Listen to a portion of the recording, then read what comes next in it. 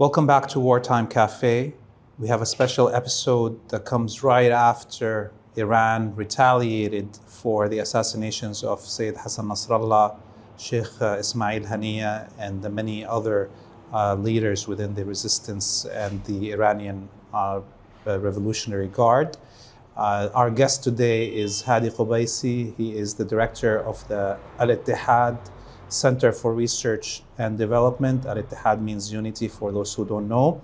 He's a political analyst and he has many books, including Remote Control, American Foreign Policy Between Two Schools, and his seminal work, Security of the Oppressed, The Theory of Liberation from Hegemony. Thank you very much, Hadi, for being with us. There's a lot to talk about, but we like our guests to know, our viewers to know the guest on a personal level. You are from South Lebanon, just around the Litani River. Can you tell us what's the latest from your village? How's the situation there? Thank you for this interview.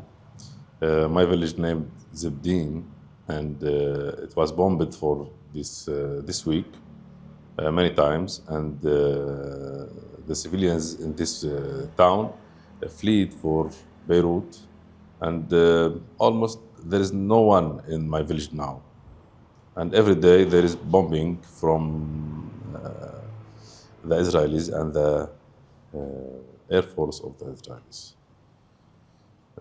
We have 3 martyrs from this bombing. Now we have clash and fighting in the borders. Many of Zebdin youth are there and fighting against the Israeli invasion that begins today in the borders. Yeah, we are in Hamra right now area, and we could see how much the population has exploded in terms of numbers of people that came from the south, like yourself and others. The restaurants, the businesses that have been dead for years in Al-Hamra are getting rejuvenated by the life of the population of the south coming here. So it's kind of ironic when you think about some people that didn't want, let's say, the arrival of refugees from the south. Now they are living the high life with the businesses booming. Yes. Al-Hamra is being brightened with the people of the south. I think that the concept is this is the war economy. We have movement of people from place to place and movement of money from place to place. And here we are seeing the booming of restaurant and hotels and everything. I didn't see Al-Hamra before in this style of this too much people in the streets. And everywhere you have so many people that I know from Dahi and from southern Lebanon. I meet them here. I didn't meet them in the war before. Or all the friends from many months or from many years, I didn't meet them. I meet them here because Hamra now is a assembly for southern people here. And we can meet from many towns and many villages from the south here. Yes.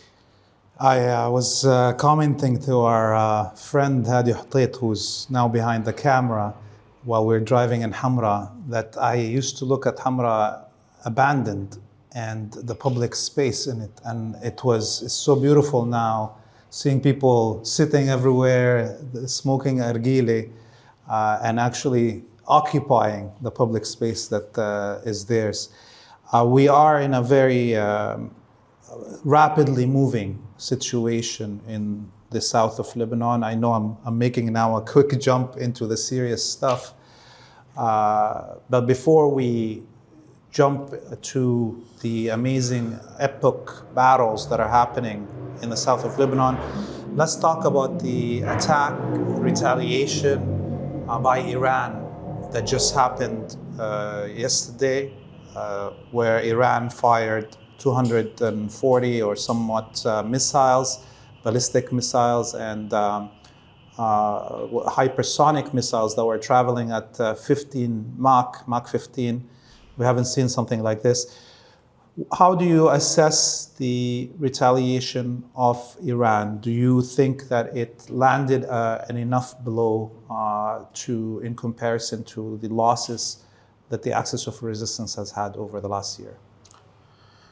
Look, in my last book, The Security of the Oppression, the theory based on the thinking of Imam Khamenei, but it's a security theory based on merging between Islamic thinking and national security thinking.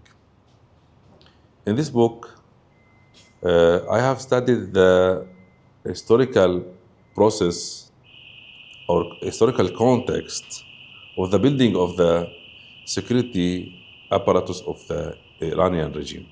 Iran, after the revolution, find the Iranians of the revolution, the revolutionary Iranians, find themselves alone in the world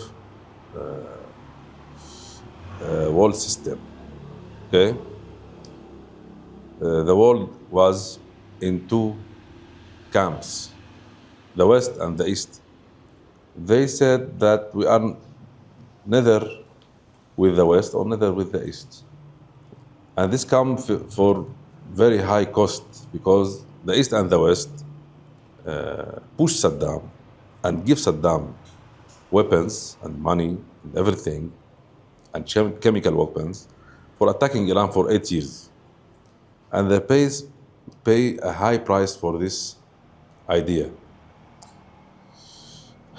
And this state was the only state that have the courage to say, I am not in the world system. I'm outside of the system. And this was unique. And this was the motive for me for studying this uniqueness of this security theory. Iran, after this position of loneliness in the world system, think about finding allies in the world. They search for allies. Now I'm not talking about the Islamic thinking, just in the security theory now we are talking. And we will go to the Islamic thinking. And it's very related to this missile attack yesterday. Iranians didn't find any allies in this world under two camps, just the oppressed under these two camps. The people that didn't have any interest or any benefits from this world system are the allies of the Iranian regime.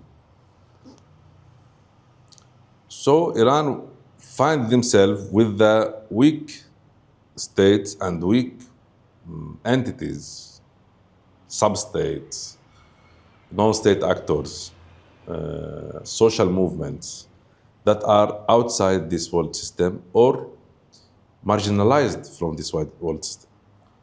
So they didn't have any option just to push these states or these entities and give them some revolutionary ideas and some weapons or some money. Iran was too weak economically, too weak militarily after the revolution, and they didn't have the vision, the strategic vision, the real, the plans or strategic plans for elaborating this project of Islamic revolution outside Iran and oppressed revolution, the revolution of the oppressed, even if not Islamic, outside Iran. They don't have the real plan, but they have the decision. They don't have any option even except this. So from this time, from the the end of 80s or the beginning of the 80s of past cycle, they begin to give power to these oppressed entities. And with time, those entities are grown in legitimacy, in weaponry, in credibility, and even reach the time for making the first victory of Muslim people against Israel and against the Western empires, Western empires or Western civilization. So just for people to understand the historical context, there was the Soviet Union and the empire ruled from Washington, D.C. There was an attempt to create a third way. It was the Third World Movement or the non-aligned movement, and all the leaders of that movement were killed and or failed in their achieving their goals.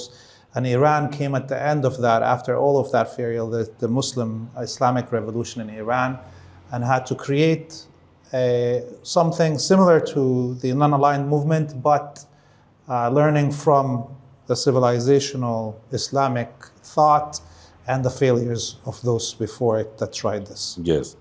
And even they have the lessons learned from these experiences before them, even practically and strategically, not just in ideology. They doesn't give this project just a new ideology, but a new process and a new plans and new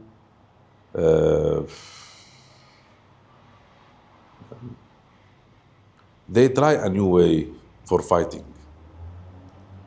They give the Shahada the first place in this ideology and practical movement. Martyrdom. Martyrdom. And this ideology have practical implication in the history of this process. And they reach the victory in Lebanon against Israel. After that, Iran understands and have the credibility for this project. It was an ideology, and they elaborate the strategic plan year by year, decade by decade, and when they reach the victory, they understand that they have the possibility of building a security realm outside Iran. Ideologically, there is another concept that can explain what happened in these 40 years. They think that giving or assisting the oppressed is a duty. And this can explain why Iran, when was weaker than now and under attack from Saddam, and a long classical war with Saddam, and massive attacks from Saddam, they keep behind this project. And yesterday what happened, that the war between Iran and their oppressed allies reached a peak. And now Iran decided to enter the war or the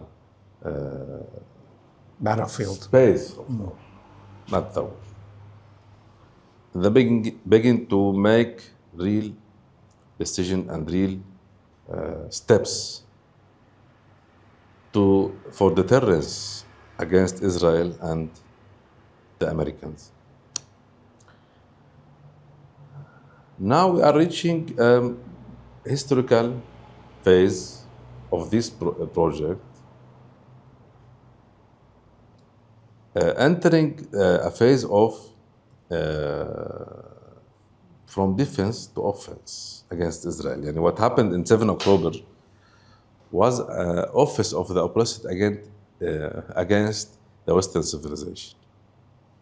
They tried to attack Israel in the territories of Palestine, not in Sinai or Golan, as was made by Hafiz Assad and Anwar Sadat. No. The attack is inside Palestine. And this is a big war against the hegemon, Western hegemon. Because of this style of offense and this level of offense from these entities against Israel, they're reaching a phase of grave dangers. And Israel finds this war as a war against its roots and against its destiny. So we are reaching this point. Now in these 40 years, Iran wasn't play a direct role in wars. It was outside and building its economy, building its technology, and especially the military and weaponry technology. Now, Iran have the power and the technical capacity to attack Israel, even that Israel have so many levels of defense against missiles, and they are reaching their goal in attacking with missile from 1,000 kilometers against Israel. This is a revolution in military affairs that give the Iranian the dominance in escalation, or escalation dominance. And because this escalation dominance, they will enter a war with Israel. So given that we now spoke about the background of their strategic thinking in such action, how do you assess that retaliation? Did it achieve its goals? The Zionists are still denying anything fell on the ground, although we have hundreds of videos, 15 minutes yesterday I was watching, 15 whole minutes of these missiles hitting their targets. Do you believe they achieved their goal? Look, Israel is a state of lie. And they said that our military, Netanyahu said, our military is the best ethical military in the world. Every day they told this. And the whole world said that they are making an elimination of Palestinians of Gaza. And against this attack, Iranian attack, they don't have even the land, except lies. They don't have any option now. The implication of this attack or retaliation, I don't think they will assure the deterrence for the resistance in the region. Maybe they will assure deterrence against Israel for Iran, just Iran, maybe. But now we are entering a phase of struggle between colonization in this region from 300 years till now. This is the bigger battle of liberalization. Mm-hmm. It can only be compared to the liberation of Algeria, the struggle, in our region here at least, in terms of how entrenched the colonists are and the strength of the battle, how much it's going to be. So they hit multiple airfields, the major airfields of Israel. They hit the Mossad head offices, and we saw images of the gas fields across from Gaza burning, as well as the concentrations of Israeli tanks and artillery inside Gaza at the Netzarim axis and close here to the border with Lebanon that were targeted. Was this blow big enough? We saw a kind of a decrease in air raids on Lebanon and Gaza immediately after that attack for at least a few hours before it's returned. So were those, there was some people that were saying there was 20 at least F-35s. يا هلا برجع.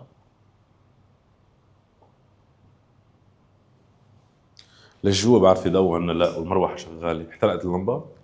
لا المروحه يمكن فيها بطاريه. ايه المروحه فيها بطاريه.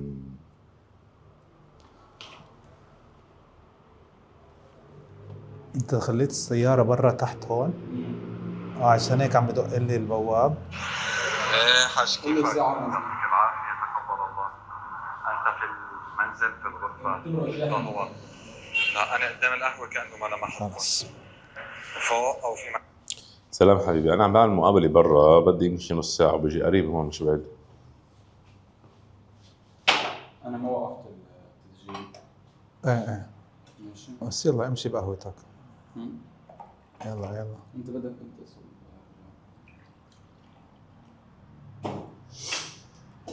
اوكي كمل جملتك بس ارجع للاول. I saw some analysts online claiming that at least 20 F-35s were destroyed. Some others were claiming F-15s, F-16s. Is that something that could have actually happened? maybe, but it's not the core of the idea. We are talking about escalation dominance, that I can attack you in a level that you can retaliate against it, and if retaliate, you will have a very high price for the second retaliation from me. This is the core idea. Who are the more audacious from you in this struggle? And for the future after the war, not in the war, this will have implication in the security in the region. Maybe now Israel decide to retaliate. That's what Dr. Marandi and others are saying, that it's going to come very soon right now. They have a big motivation for retaliation, but they haven't the analytics for forecasting and understanding what Iran will do after the retaliation, what level of dominance or escalation they will go with. President Pezeshkian said that they will destroy the infrastructure of Israel. They can. Israel is a little state. They don't have a deep geography. Iran is another type, another level of geography. So we are in the peak in this war. We have many peaks in this war, but now a new peak. And maybe we will go to a regional war. But we asked me before about Algeria. Look, after the war of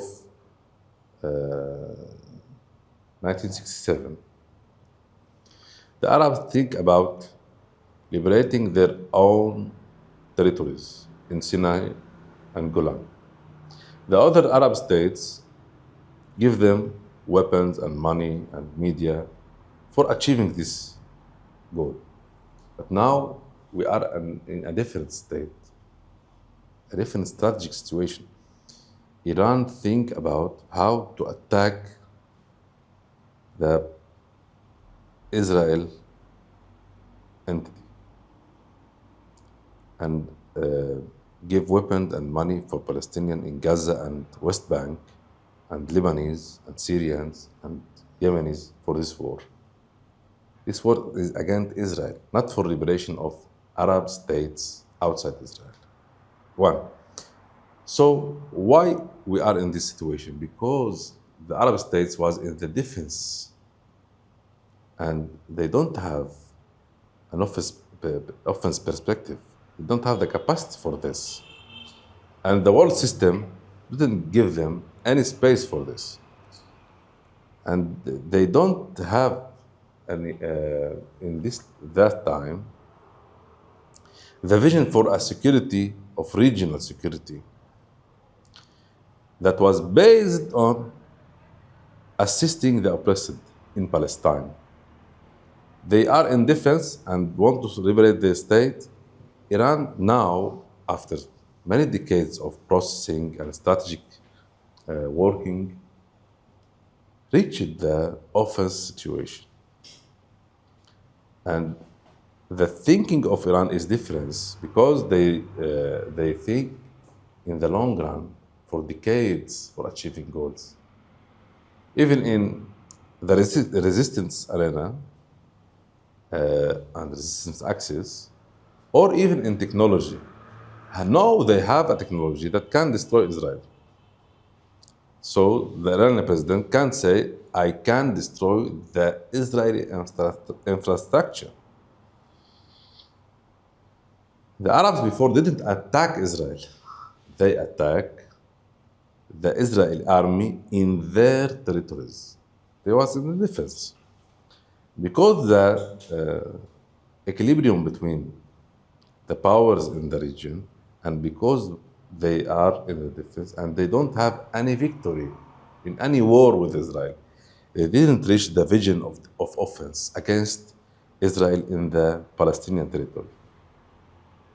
So this is a big difference in the security vision and security strategy between Iran or Egypt or Algeria or even Syria.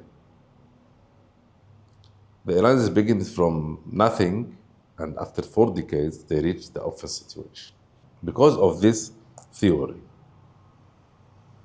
this line of process or progress for the Iranian security achievements is based on the security of oppressed.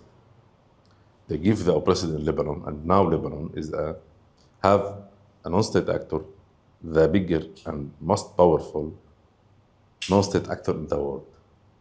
And you see in this week, or these 10 days, the massive blows that Israel gave to this non-state actor, and nothing happened. The same operation in the south, the same missile attack on Israel, and now we have the clash on the borders and the high capacity and efficiency of Hezbollah in this war, in the borders. So the Israelis tried and failed to defeat the Palestinian resistance inside Gaza on the ground. They managed to massacre tens of thousands of people. They assassinated Sayyid Hassan Nasrallah, martyr Sayyid Hassan Nasrallah, and many of the leadership of Hezbollah, and they didn't achieve anything with that, as we see right now. And it seems like they poked the bear, Iran, thinking that they're looking for some kind of achievement, some win constantly, the Israelis, that is elusive to them because of the theory of the oppressed revolutions that you speak about, and the buildup of the power, the structures within the axis of resistance. On the ground, today there was multiple attempts at invading South Lebanon, and the warriors of Hezbollah scored huge achievements defeating those invading parties. Why do you think Hezbollah on the ground was able to do that? Explain to our viewers the work of Hezbollah on the ground, how they're able to achieve this. Israel have the dominance in the air. The air Israeli forces have the capacity to destroy anything. And it is not an Israeli Air Force, it's a Western Air Force, American Air Force, American bombs, American training, American universities that give this army the training and the culture for fighting strategically and tactically and technologically. So we are Hezbollah in the technology arena and weaponry arena is fighting the Western civilization. But when you fight from man to man, the equation is different. There's no technology here. You have technology, but the essence of the fighting is between a man to man. Courage, consistency, capacity of waiting, and capacity of give the soul for this fighting. Israel is a problem of the Israeli army is the legitimacy. You don't have the real and deep relation between them, between the one Israeli, the Israeli soldier, and the territory that occupied by them. So you see now that the settler in the Galilee flee in 7 October and go to Gush Dan and Tel Aviv and said, we don't have to go back to Galilee. There is no meaning between them and Galilee. Yes, there is a meaning between them and Palestine as an Israeli imagination and Jewish imagination. But they don't have relation between one Polish man and Salha is a Lebanese village or a Palestinian village in the Galilee. They don't have relation in the place.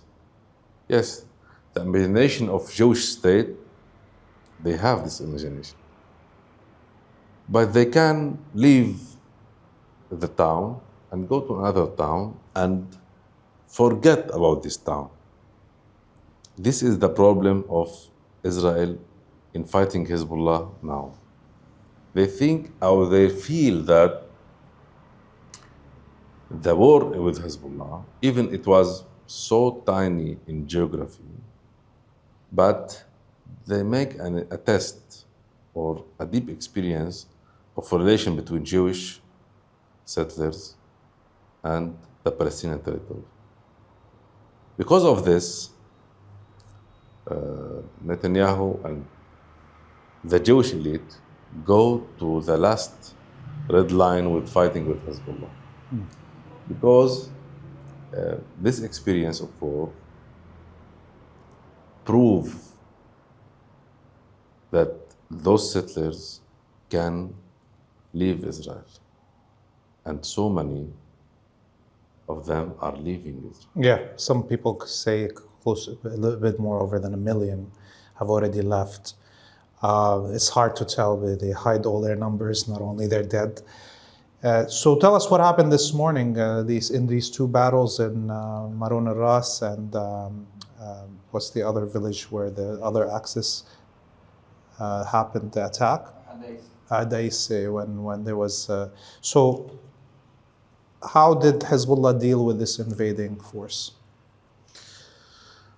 Hezbollah, after 2006 war in Tammuz in July, built a deep infrastructure in the south after understanding the type and the motivation of the Israelis to invading South Lebanon. We think after the liberation of southern Lebanon, that Israelis forget about the south or forget about Lebanon. But in the July war, we understand that they have the motivation, economic motivation, religious motivation, historical imagination about South Lebanon. They want to occupy South Lebanon. And now Smotrich and Lieberman and others in Israel talk about invading and occupying Lebanon. So after 2006 war, we understand this in Lebanon and go to make a tactical theory for fighting and build an infrastructure that combine the capacity of fighting of the southern people or the resistance people and so many of weapons that fill the needs for defense and offense in this place. So we have now in southern Lebanon a structure that can defend this geography against a massive invasion of the Israeli army. In 2006, we don't have this capacity. We are fighting that with tactical guerrillas or guerrilla tactics. So simple, based on improvisation in the tactical situations. Now we have plans, we have training, we have weapons, we have infrastructure based on the kind of war, so many scenarios under this kind of war that may begin and now begin when the Israelis decide that this is the historical moment for occupying Lebanon. Now, today, we are seeing the experience of this new theory. The resistance didn't find in the borderline. Resistance in the historical experience let the invasion of the invader go inside towns and go inside the deep of the occupied territory. Yeah. And after that, they make guerrillas tactics and they make guerrillas attacks. Now we are seeing another thing. We are fighting in the border, and the Israelis try to enter, and the fight is maybe after the borders with 200 meters. So this is a new theory, a new kind of the work of resistance. We are not a classical military here. Something between guerrillas and classical Like a hybrid. military. Hybrid. So we are experiencing or making a first test for this theory, and it was very good, and it was very efficient for this kind of war and style. The reports are at least 10 Israeli tanks destroyed, Yes. 60 officers and soldiers may be dead, at Yes. least 200 somewhat injured. This is just in the first two battles, 200 meters from the border.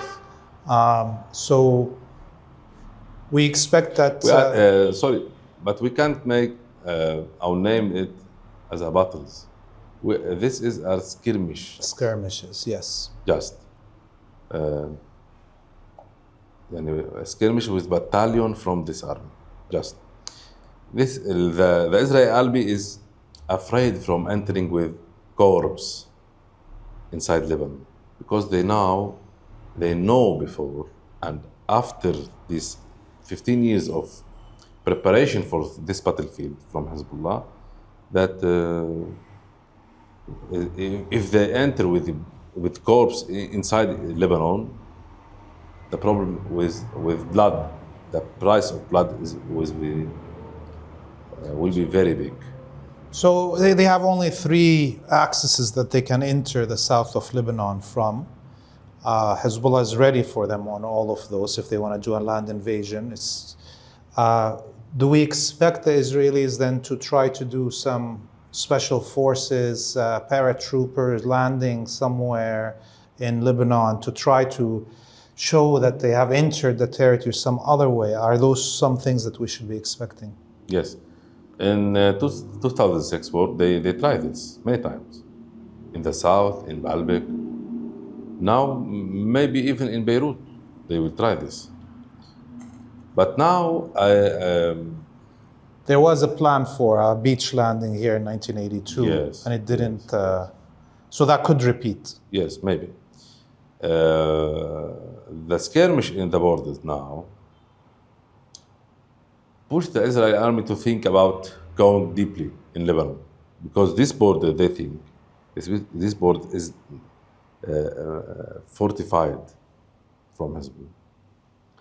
And the infrastructure there is very big and very tough. They think that the deep side, or the deep in Lebanon, going deep in Lebanon, will be Softer. softer. And Lebanese are waiting for this test, another test. Because when, after 2006 war, they tried so many tactics and strategy and plans and scenarios, and all these scenarios and other scenarios, I think that they are, the resistance take these scenarios seriously. And they are preparing for all scenarios there. When you compare between the technological blows and decapitation of leaders of Hezbollah, and between the war in the battlefield, you will see that the West now have information nuclear bomb, but they didn't have the soldiers that can feel that he is fighting for a real cause, like the resistance. You are entering their territory. So between the nuclear information bomb and the human information, the human nuclear bomb, this is the real fight. And you see in Yemen that the human nuclear bomb is very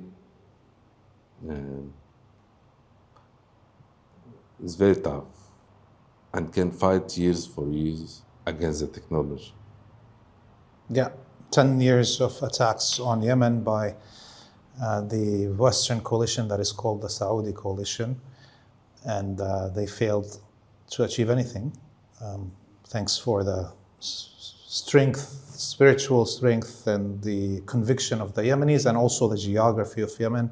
Yes. And the geography of Lebanon, of course, is another added part of the defense of this country. There was attacks on Syria over the last 2 days, including today. Seems like Netanyahu wants to start as many fires as he can. And there was multiple constant attacks on the border crossings between Syria and Lebanon and the whole Qalamun mountain chain over and over in the last week and so on. Do you think this is Syria is going to be also part of this battlefield if it is explodes in a bigger scale?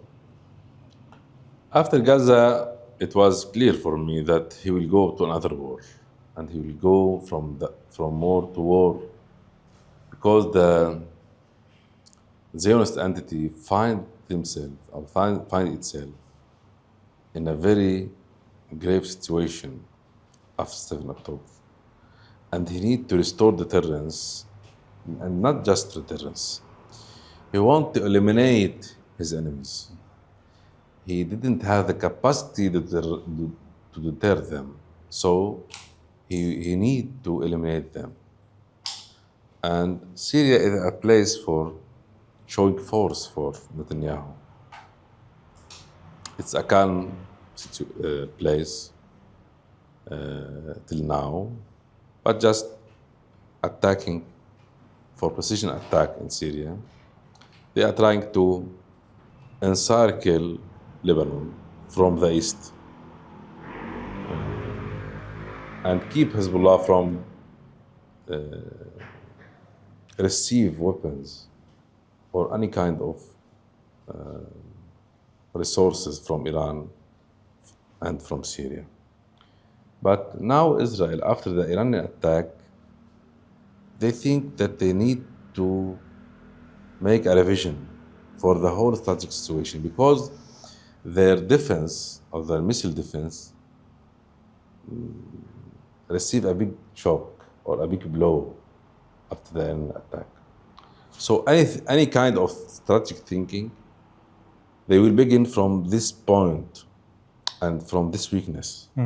Because in the Israeli background, they have good air force, and they have nuclear bomb, and they have the missile defense. Below the nuclear war, they think that their missile defense gives them the protection. capacity and the protection for attacking others and stay safe from any attack from outside Israel. Yesterday, this theory was destroyed. Security theory was destroyed. They need a new one. So they want to think and give time and rebuild their security apparatus and weaponry apparatus. But there is no time. So Netanyahu may go to another place or another war or other kind of skirmishing with others to keep this fight and to keep this try for deterring or destroying their enemies. But the big problem is of the Zionist entity is not of weaponry. The big problem is of legitimacy. Their enemies didn't accept her existence, not his power or not his relations or not his ideology.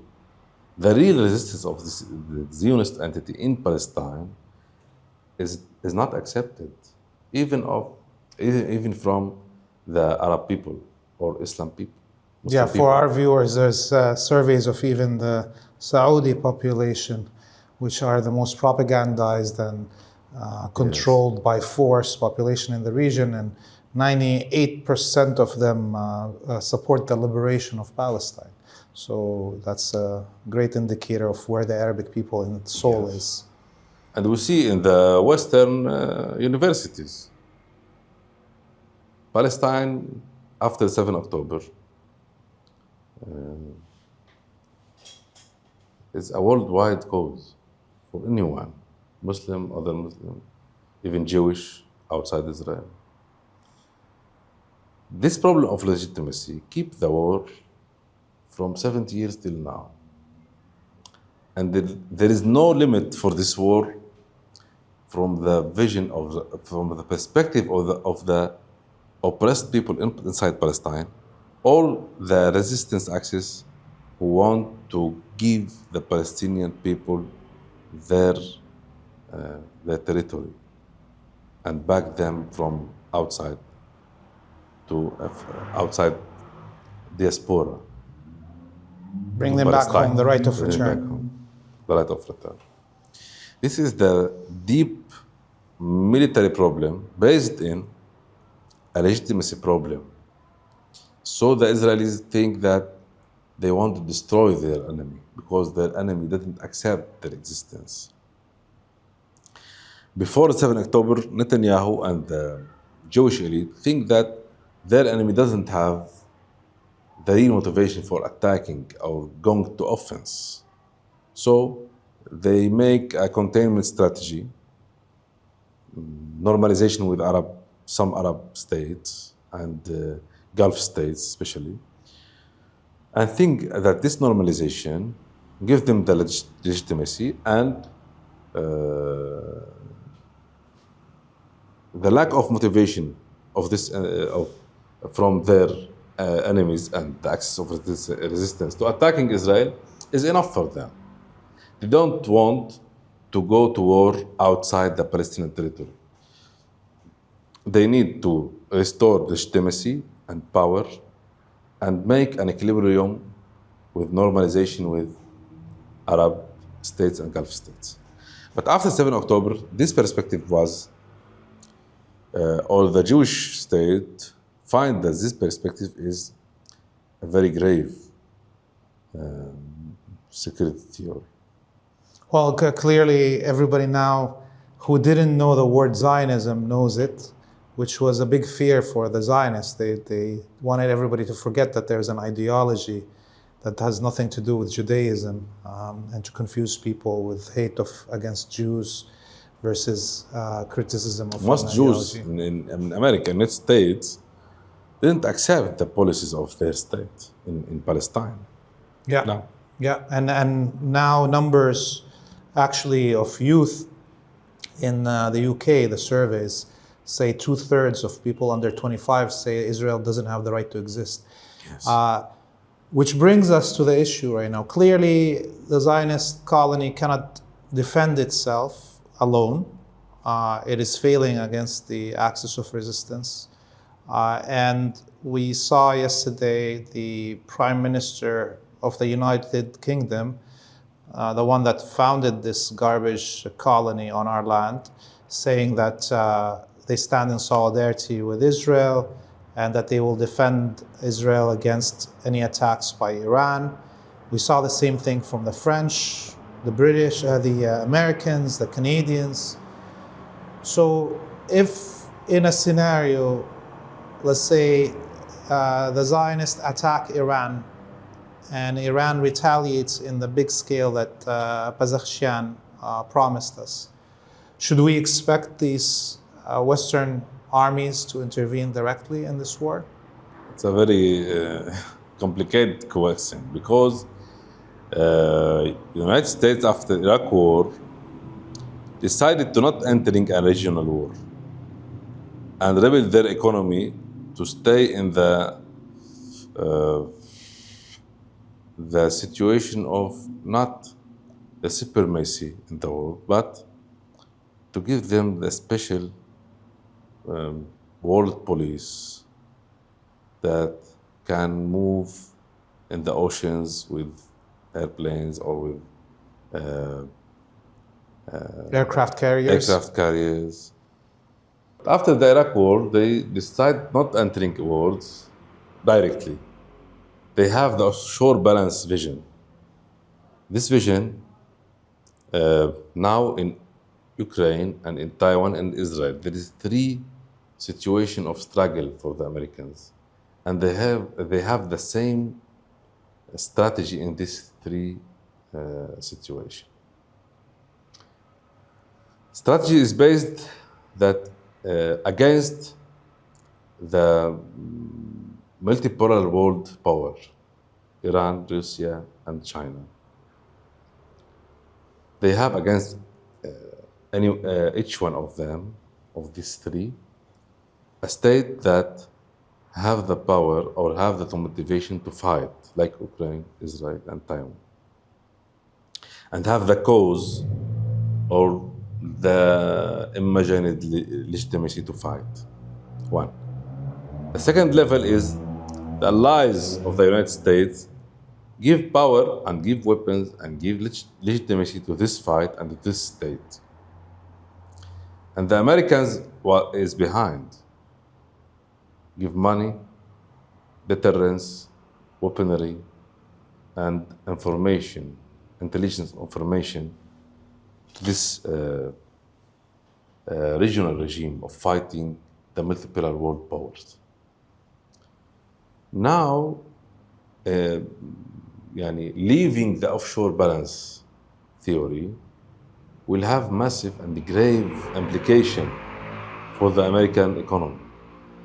They go to offshore balance because after the Iraq war and after the economic crisis of 2008, they find themselves that they can't go to wars with trillions of dollars of Costs. cost, and they decide to go to offshore balance. Leaving this theory for another theory, for a classical theory of fighting or old colonization, as they do in Iraq, I think they will make them a very weak power in this multipolar world. Because of this, they didn't enter this war, even if the Yemenis every day attack the American Navy. They tried to make an elusive strategy for this war, to stay in the war, but not entering the whole scale of war. So this is a complicated question too. How they will solve this problem that the state that give it the mission for fighting Iran, Israel, didn't have a legitimacy in the eyes of Palestinian and Arab and Muslim and the axis of resistance have the worldwide acceptance for what it's doing, even inside the American universities. So the power in the axis of resistance to keep fighting in this war is very dangerous for the American. And because the Americans think that in a time in this war, in a milestone in this war, they maybe are pushed to choose between two choices, or leaving Israel destroyed, or entering a war that destroyed their economy. Well, if nobody comes to stop the axis of resistance, this may be the end of the Zionist colony, especially if the Radwan forces enter North Palestine. Hadi Kobaysi, thank you very much for being with us today. Mabruk for the Lebanese people and the whole axis of resistance, the achievements on the battle, and our condolences to everybody on all our martyrs up until now, including the martyred leaders. You are still with us in Wartime Cafe. Go to our website, freepalestine.video, donate, subscribe to our different social media platforms. This is the way we can sustain our work, and especially the reporting from the field in the West Bank and here in Lebanon. Until we meet you next time, we bid you all a free Palestine.